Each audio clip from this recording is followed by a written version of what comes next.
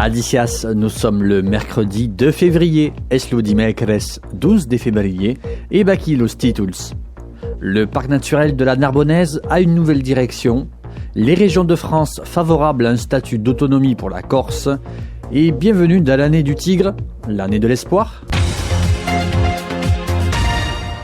Hier mardi soir s'est tenu à la salle des synodes de l'hôtel de ville de Narbonne le conseil syndical du parc naturel de la Narbonnaise en Méditerranée. Une réunion lors de laquelle a été acté le départ du directeur Michel Diaz ainsi que son remplacement, mais aussi et surtout la volonté de Didier Codorniou et de Didier Molly, respectivement les maires de Gruissant et de Narbonne, de travailler main dans la main. Didier Codorniou a également annoncé donc que Céline Paya, qui occupait le poste de directrice adjointe, succède donc à Michel Diaz, qui a été remercié. Le travail qui s'annonce maintenant, notamment au domaine du Grand Castellou, lieu historique de Radio Lingodoc, sera une nouvelle étape pour le futur lieu de résidence du siège du parc naturel régional de la Narbonnaise en Méditerranée. L'Association des régions de France va présenter à la mi-février un livre blanc qui regroupe les sujets que les régions souhaitent mettre au débat de l'élection présidentielle, parmi lesquels l'attribution à la Corse d'un statut d'autonomie, a annoncé hier Gilles Simeoni, le président du conseil exécutif de Corse.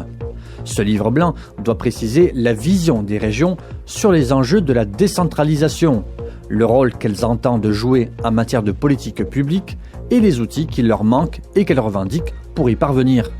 Selon Gilles Simeoni, il contiendra la mention de la volonté de créer dans la Constitution un nouvel article conférant à la Corse un statut d'autonomie de plein droit et de plein exercice dans la République.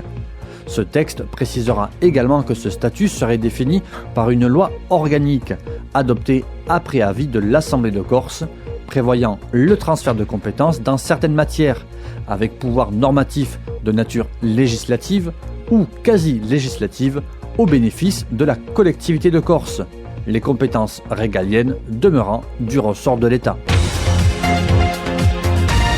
Hier, mardi 1er février 2022, la Chine a fêté son entrée dans l'année du tigre, le coup d'envoi de la fête du printemps, la réunion familiale la plus importante de l'année.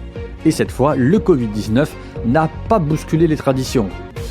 Aujourd'hui, des foyers épidémiques se déclarent encore un peu partout dans le pays. Les autorités ont donc demandé aux Chinois de limiter leurs déplacements au strict minimum. Mais le ministère des Transports a annoncé un nombre vertigineux, 1,180 milliard de trajets.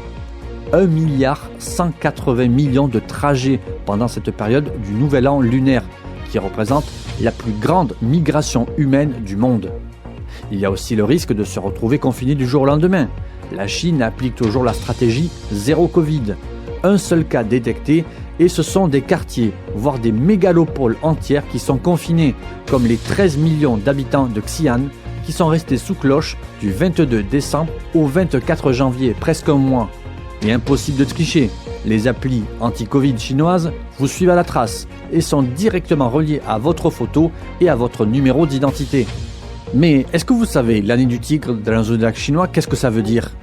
L'animal, le tigre, apporte de nouveaux espoirs, et plus particulièrement, cette année, le tigre d'eau, un félin qui agit avec prudence et ne flanche pas, même face aux événements difficiles. Un signe ? Et baki.